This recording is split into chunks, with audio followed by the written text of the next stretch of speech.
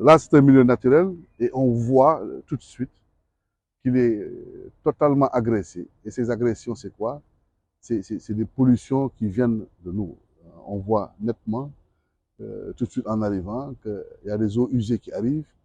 Nous voyons qu'on jette également les déchets solides, mais il y a également des eaux pluviales qui arrivent chargées. Hein. Et de l'autre côté, on voit que cette route également constitue une sorte de contrainte. Parce que c'était un milieu naturel qui se prolongeait derrière, mais avec cette route-là, généralement, c'est pour ça que quand on fait des routes, tout à l'heure, le docteur m'expliquait que quand c'est rempli, ça déborde et ça passe de l'autre côté. Alors que quand on fait un projet de route, on doit faire ce qu'on appelle des ouvrages d'équilibre.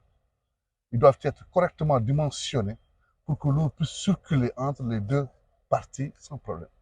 Et donc ça, c'est également une forme d'agression de l'homme. Et la troisième forme d'agression, vous la voyez vous-même. On voit qu'il y a tout simplement une agression foncière.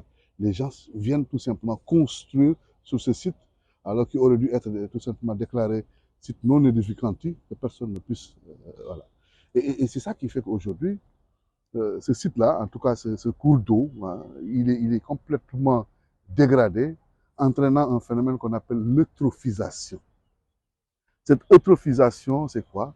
C'est tout simplement une eau tellement chargée, polluée, et qui fait que malheureusement, on va assister à des phénomènes. Et c'est ces phénomènes qui marquent, ou bien qui sont les manifestations de cette eutrophisation, c'est quoi? C'est le développement de plantes envahissantes. Hein? Vous le voyez vous-même, hein? Ces plantes qui sont là, qui sont envahies. Et je le dis assez souvent à mes étudiants, quand vous voyez un plant d'eau, et vous voyez de belles fleurs, comme la jacinthe d'eau, comme le nénuphar, vous dites, ah, tout ça c'est beau. Mais en réalité, ces plantes sont des plantes indicatrices de pollution. Ils ne poussent que sur une eau polluée. Ça, c'est un aspect. L'autre aspect, vous le voyez plus haut, c'est des plantes de Tifa. Les plantes de Tifa sont connues pour être des plantes qui se développent sur des eaux chargées. Donc aujourd'hui, cette eau-là, en tout cas l'eau au niveau de ce site-là, est si chargée qu'aujourd'hui, c'est impropre, même à l'arrosage, à plus forte l'alimentation humaine. Tout à l'heure, j'ai entendu dire qu'avant, on traitait l'eau pour l'eau de boisson, ce qui est juste.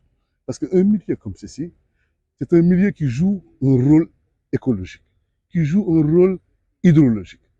Hydrologique dans le sens où les eaux de pluie de cette zone sont drainées à ce niveau-là. Quand ces eaux de pluie arrivent, ils servent de réceptacle et ça participe à réduire les inondations. Ça, c'est un.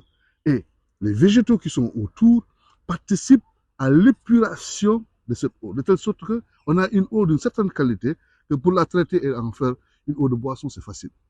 Mais aujourd'hui, pour la traiter, ça va coûter cher. C'est pour ça que peut-être ils ont laissé tomber parce qu'ils ont traité et ils ont vu que malgré le traitement, l'eau est encore chargée, c'est impropre à la consommation et ils ont arrêté ça, tout simplement. Ça, c'est le rôle écologique, hydraulique.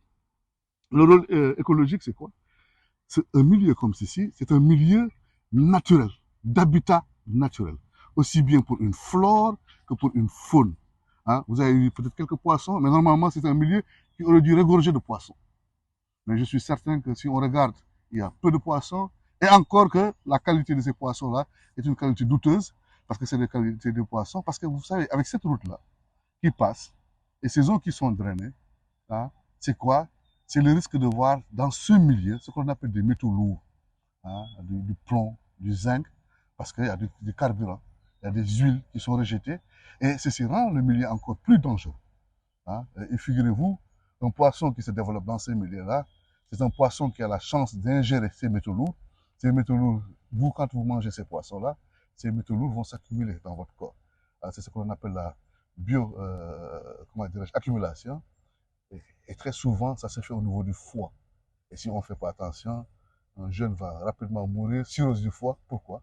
Parce que tout simplement, il consommait des légumes ou bien des poissons qui sortent de ce milieu-là parce que tout simplement pollués par ces métaux lourds-là. Hein, nous, on a à peu près le même écosystème à Dakar. Hein.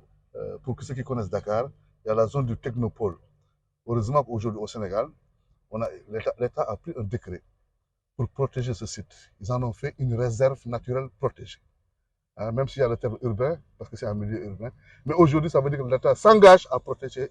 Et je pense que des sites comme ceci jouent un rôle, on l'a dit la dernière fois, de poumon vert. Poumon vert dans le sens que, vous l'avez vu, avec le phénomène de photosynthèse, les plantes captent le CO2 et libèrent de l'oxygène. C'est pour ça qu'on parle de poumon vert. Donc pour donner de l'oxygène à la ville. Donc si on détruit ce poumon vert-là, vous imaginez qu'on risque d'arriver à des situations qu'on voit assez souvent à la télé, comme les villes de New Delhi, en Inde, où tout est sombre, parce que tout simplement, l'écosystème même n'est plus capable d'absorber la pollution. Donc il faut qu'on évite d'arriver à cette situation-là en prenant les mesures qu'il faut le plus rapidement possible, parce que moi je pense que c'est un milieu non seulement qui est très sensible, mais c'est un milieu très beau, en plus de son importance hydrologique et écologique pour la Guinée, pour Conakry.